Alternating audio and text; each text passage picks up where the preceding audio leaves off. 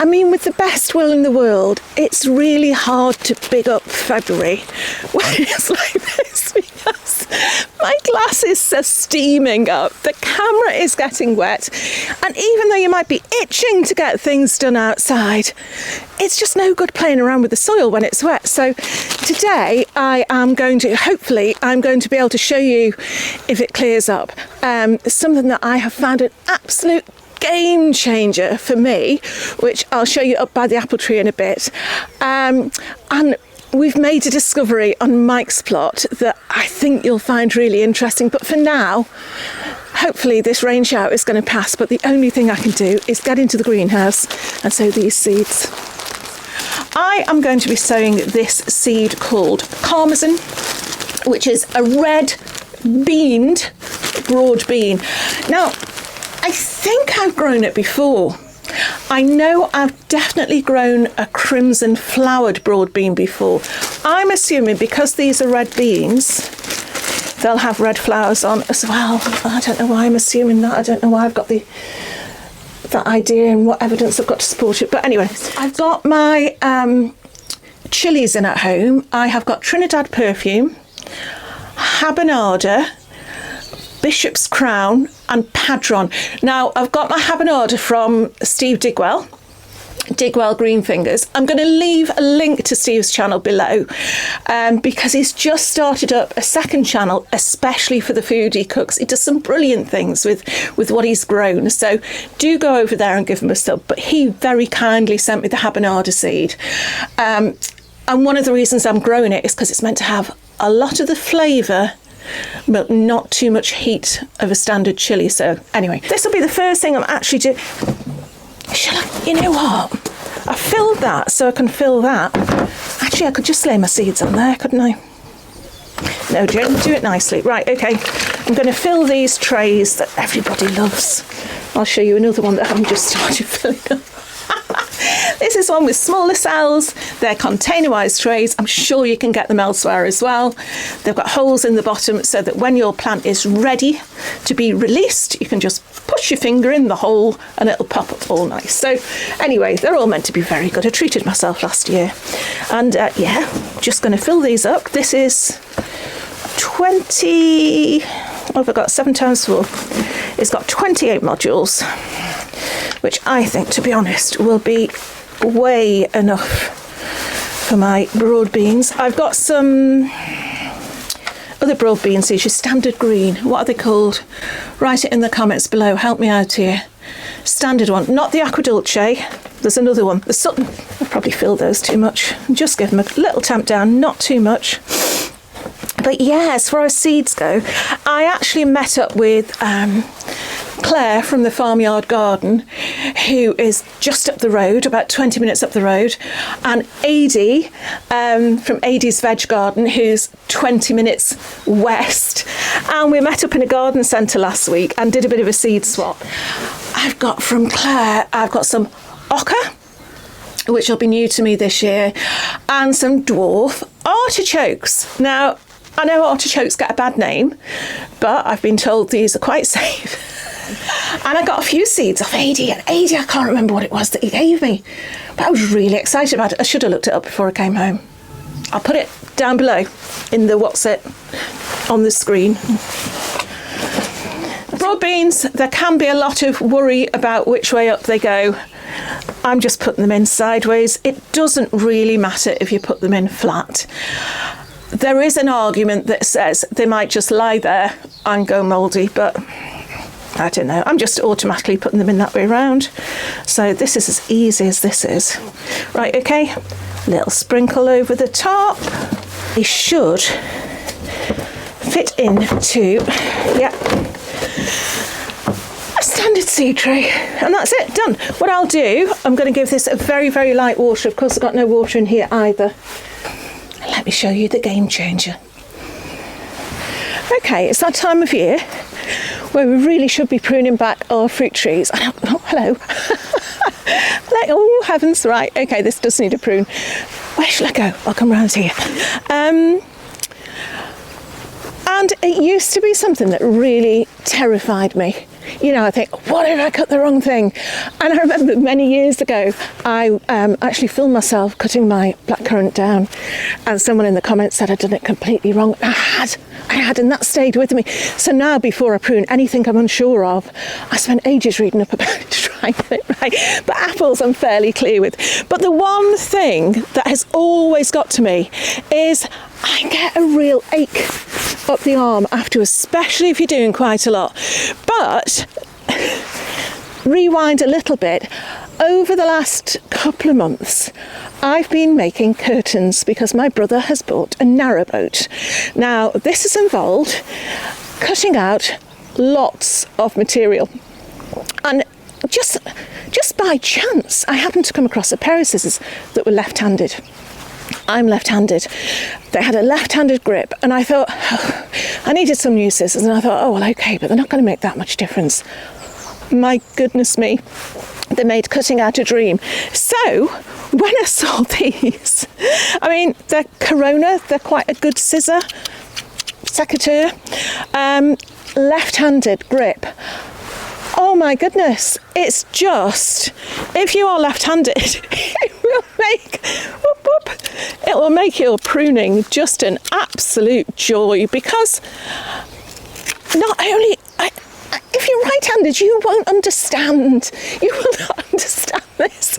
But we are so used, as left-handers, we are so used to living in a right-handed world and doing things that look vaguely awkward and slightly back to front. And, but you just sort of get used to it. It's just sort of how it is. But these, oh my goodness, the only problem is, it's easy to go a little bit too far. It's easy to, imagine cutting a fringe. It's not quite straight, so you cut it a bit shorter, so you could, that sort of thing. My daughters know what I mean. But yeah, it's just one of those things, little thing. I mean, obviously there are far bigger things in the world to be worried about, but just makes life so much easier. And I've noticed, I did the apple tree over there the other day, and I did a couple at the back, and I haven't felt that ache at all. It's probably age as well, but these were a treat from my patrons. If you haven't become a patron yet, take a little look at the link below, go to the page and see if you want to join. You don't have to. £3 a month though, and it helps towards compost, etc., that sort of thing. I'm terrible at plugging these things, but anyway, it helps us to get some things like this. So thank you so much, patrons, for making sure that my arms aren't going to ache as much as they normally do. I'm not going to show you me pruning this whole tree because I did a pruning video a year or so ago, and I'll put a link at the end. But it's just so nice. It's just so nice. But oh heavens, and it means that when I'm trying to talk to you, I'm not going to take my eye out like this. Okay, as you can see, if you can see, this tree, I feel like I'm holding a baby. This tree here is way too big. We've got to get the saw on that and take it right down at the trunk. It's self-seeded. I think it's probably a sycamore or something. It's not a pleasant tree to necessarily have around, and it also shades the whole greenhouse. So I came along with my secateurs, and you can see how far up I got like that. But what it means is I've got all of these lovely straight branches. That's straight to me. I mean, just ignore the bendy bit. But whereas it would have been, I don't know if you can pick up, there is a wheelbarrow full of prunings in front of you. It would have been easy to sort of just chop them up and put them in there. These are going to come in really handy. Not quite sure what that one's going to come in handy for, but yeah, these will come in handy as pea sticks or bean sticks or some sort of plant supports later in the season. And you think, I mean, I know you can go and buy some, they're all bendy, you can go and buy some really posh hazel sticks at your local garden centre, I'm sure, and I'm sure it'll cost you a fair old price as well. But if you've got something, I mean, what you don't want to do is you don't want that to root, but if you're cutting now, by the time you come to use them as supports, they're worth having. So don't be in a rush to throw them away. Hopefully they'll come in really handy. Let me know, do you do that? Do you keep your sticks? Do you ask other people for their old sticks? Let me know in the comments below. Right, I'm going to show you what we've discovered at Mike's plot. I'm taking little Junior with me.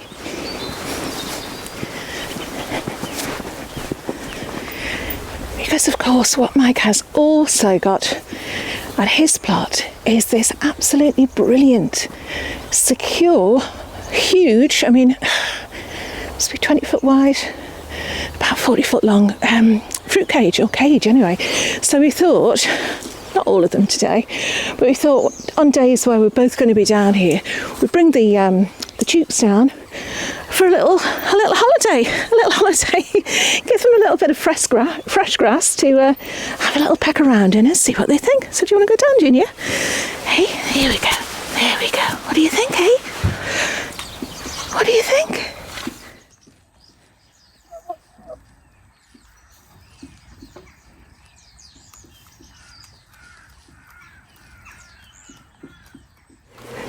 Right, what we need to look at though is right behind you. I'm going to take the camera around and Mike's going to talk us through.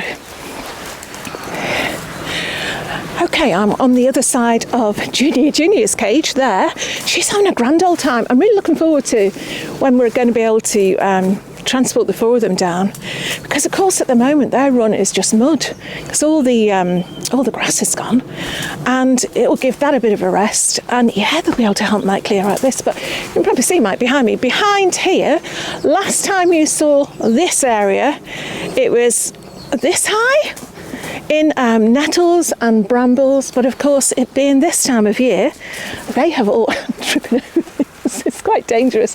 They have all died down and revealed quite the something. So I'll take you in and Mike can tell you what it is. Right, Mike, we can't help but notice you're a little bit wonky. You're going to tell us the reason for that in a minute, but can I just say to the viewers, I haven't been able to put the mic on Mike because, to be honest, it's all tangled up in my scarf. So I hope you're going to be able to hear him. Mike, why are you standing at such an angle?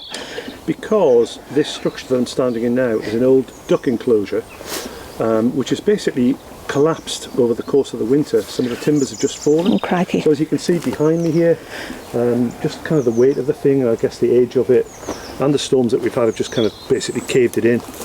So I'm going to have to do a fair amount of tidying up over here to get rid of this. But as we don't keep ducks anymore, that's okay. So some of these timbers will go back towards building other structures over the course of the plot. And then I've discovered this vast pond that we have here. Oh, look at this. Which is around about, I want to say it's about 10 foot by 12 or 13, something like that. You know what, considering how much I wanted a pond on our old plot, and now we've got one and I absolutely love it, and it's tiny, but here we are. Your allotment over the winter has unveiled this beautiful pond. I mean, it's full of duckweed, but that doesn't matter. I suppose a couple of years ago it was full of ducks, wasn't it? So what are you going to do with it? So I think what I'll be doing is seeking advice from you on planting it, because I want to use it as a pond. It seems a shame not to. Yeah. So it will be reinstated as a pond. Okay. It will probably be on a larger scale to you. Well, it will be on a larger scale to yours. I don't know. I might get fish in there. I might just see what kind of amphibians we've got living in there already. We know we've got tons of frogs here. Yeah. There might be rare meats. Yeah. Could be salamanders. Could be all kinds of things in here. There could be. But we think. I think. Yeah, maybe they'll goldfish. Maybe they'll water feature. So what are you going to do? I mean, I'm assuming, let's see how it's made up. Okay, so it's one of these that's got the membrane, which I'm assuming isn't leaking because of the height of the water. Yeah. You know, you can see that's going to be teeming with life, isn't it? That is going to be absolutely teeming with life. So we're going to have to look at planting it up around the edges with some native species that I might be able to help you with. But what are you going to do with the rest of the plot? Because again, it's a fair area, isn't it? I often say our first allotment that we had was only about this size. Maybe this could be the area for sort of a wilderness pond / watercress bed. Oh, you and your watercress bed, you were going to do that a couple of years ago, weren't you? My dream of watercress is going to come true at last. Yeah. This dishevelled. But do you see it as like a sitting bit? When you're talking about a pond, do you see yourself sitting down here, or is it just going to be... I don't really, but you never know. I might while my days away here, sitting here, looking at my pond.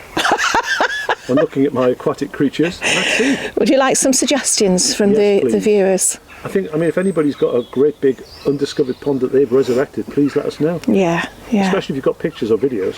Oh, definitely. But yeah, definitely put something in the comments below, because I think come spring, that is going to be quite a feature. Okay, well, if you're as interested in that pond as I am, really excited about that, and I've got to be careful because it's not my plot, but if you've got any suggestions as to how Mike should move forwards with that, let me know in the comments below. Let me know if you're left-handed and whether you've tried left-handed secateurs or what you've tried as a left-hander that makes your life a little bit easier. And yeah, let me know what broad beans you're doing. But I think I'm going to have to take Junior back in a second because she's absolutely loved it down here. I can't wait to bring all of them down. I don't know how we're going to transport them. I mean, I can carry 3 actually. I've never tried 4, but I think it's going to be I have to put them in the little trolley and drag them along. But for now, I'm going to pick her up. She can go home and tell all her chicken friends on the little adventure she's had and what they've got to come. And I'll see you very soon. Bye for now.